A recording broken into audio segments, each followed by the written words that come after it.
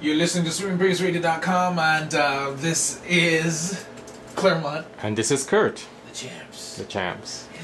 And we still have in the studio with us George, Michello, and Sabrina. Sabrina, what's your last name? Kogan. Kogan? Yes. Kogan. Okay. Like Ko and Gone. Ko and Gone. Okay. She's Ko and Gone. Kogan. You were talking earlier on, we just actually want to thank Dr. Rima for speaking with us concerning the Codex Alimentaris. Alimentaris. Is that a French word? I'm not too sure. It could be maybe a Spanish word or something like that. I think it means food, food regulation or food code or something like that. Yeah. Why are people messing with us? Don't let me get started. I listen quietly because, you know, I get emotional about things like this. Why are you messing with our food? Anyways, we were talking earlier, Sabrina, you're talking about stuff that happens, like what we do here in Canada, in North America, and Europe and so forth, about organ donation, how easy it is to be done in the Caribbean islands. That question, I have no clue. I think people are afraid, because, you know, it's interesting that you should ask me that question.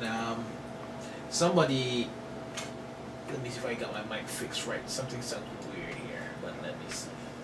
Is this better? No, it's not. Okay, there we go. Somebody asked me if I've lost my mind for giving up a piece of my lip. Are you nuts? Why would you want to do that? And they're from Trinidad. So the person said that they have a friend who needs a kidney transplant, and they're asking this individual to donate. And she says, do you think I should do this? And I think you should. If you're healthy and you can, you should. She says, you're nuts. I would do something like that. It's a different mentality in the Caribbean islands. It's a completely different mentality. And I guess too, because doctors in the Caribbean islands sometimes feel as though they're gods. And their whole attitude towards patients and the whole, you know, you can go to a doctor up here and you go for a second or third opinion somewhere else and nobody really give much attention to it. Down there they'll ask you, so if you go to the next doctor, why are you coming back to me?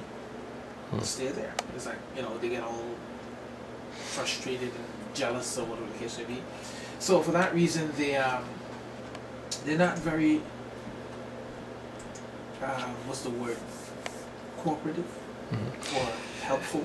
Is it that the reason, or because I remember when I was younger, you know, living in the islands, you go to the hospital for one reason, okay, and that is when you know that you're gonna die. Yeah. You know. Exactly. So is it that fear it's that fear? Yeah. That I remember as an 18-year-old boy, I had to go to the hospital for them to check out this thing that I had on my arm.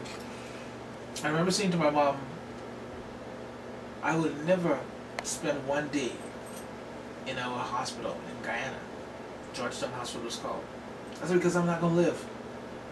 I think they're quacks. That's my statement. I never did stay.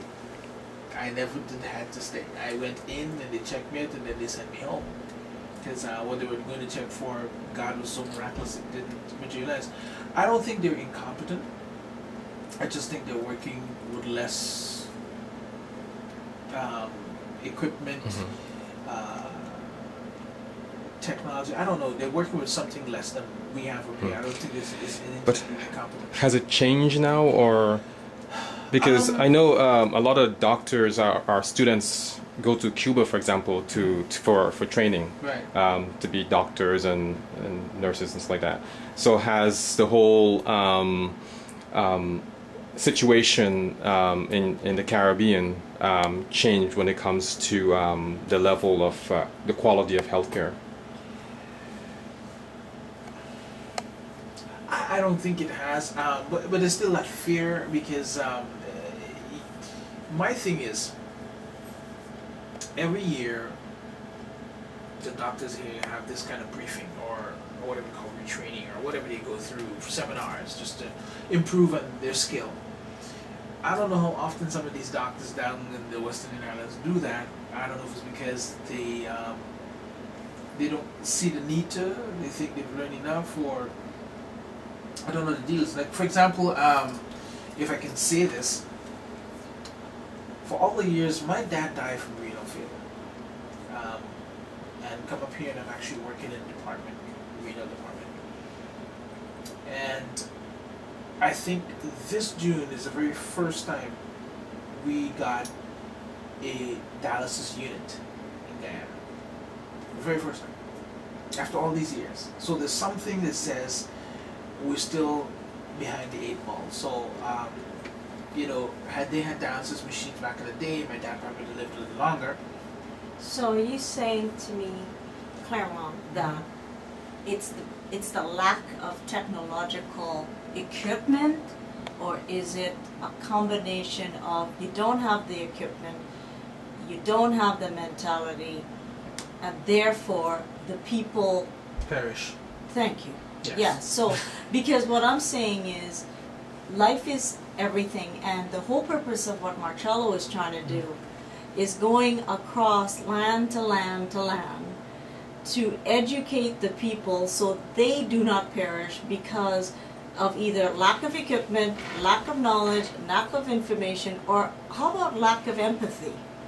Because if the doctor was on the table, he'd be flying somewhere to get that whatever that he's missing. Absolutely. And my whole thing is, a lot of the doctors who are in the Caribbean, don't they usually get educated in other countries like the United States before they come back to their country and set up their practice? Because it's not like they're doing boards to do in each state in the United States. You have to practice by the board certification of the state that you're in.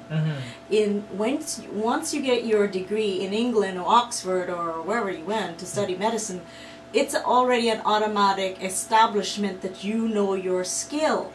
Now the doctor's oath is that you have to prolong life. Now my sister Jem is trying to set up this kind of awareness, kind of a show to make Trinidadians or the Caribbean collectively, or the South Americans, or just collectively people like Marcello aware of you know, prolonging life through organ and tissue transplant. Now you can't expect George to do something if the technology is not there, the information processing is not there, nor is the issue become relevant to those people and their communities. I mean, that's why I think George is really trying to lift that veil from their eyes. They're no different than staying in the archives. You've got to continue to improve and build and change and save people's lives. And I just think that that kind of defeats the purpose already. True. You know, it's kind of like a dilemma.